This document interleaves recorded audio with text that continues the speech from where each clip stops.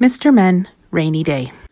"It's a disaster," cried little Miss Splendid when she opened her curtains to see that it was pouring with rain. The rain was going to spoil her special day out. How was anyone going to have any fun if they were stuck inside all day? It was not going to be the splendid day out that she had hoped for. It was going to be a boring day in. Where was the fun in that? And then Little Miss Fun arrived. "It's a disaster," cried little Miss Splendid. "Nonsense," said little Miss Fun. "There are plenty of fun things to do inside on a rainy day." "Do you really think so?" asked little Miss Splendid hopefully. "Better than that. I know so," cried little Miss Fun. "Now, leave it all to me." Soon all little Miss Splendid's friends started to arrive. Mr. Forgetful had forgotten his umbrella, and his Wellingtons had filled with water. What a soggy mess. Little Miss Fun ran round the house in a whirl of organization, finding things for everyone to do. Mr. Nonsense and little Miss Scatterbrain were left to bake a cake in the kitchen. Little Miss Fun took little Miss Star and little Miss Giggles up to little Miss Splendid's bedroom to play dressing up. Mr. Mischief and little Miss Naughty were given board games to play in the hallway. Mr. Forgetful and little Miss Somersault found themselves in the living room with cardboard and string and glue to make things, and little Miss Fun led little Miss Dotty and Mr. Dizzy to the dining room, where she had provided paper and paints for them. "There you go," she said to little Miss Splendid. "Everyone has something fun to do." And as the rain continued to fall, everyone did have fun, although not quite in the way that little Miss Splendid and little Miss Fun had imagined it. Mr. Nonsense and little Miss Scatterbrain didn't make one cake.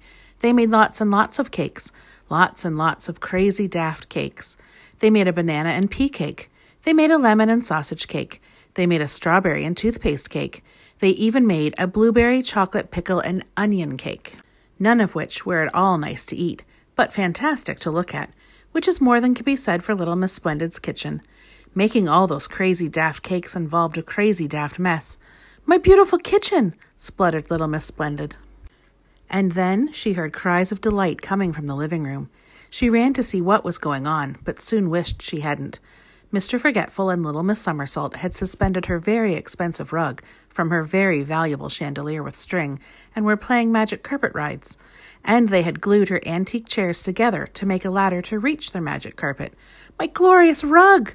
screeched little Miss Splendid.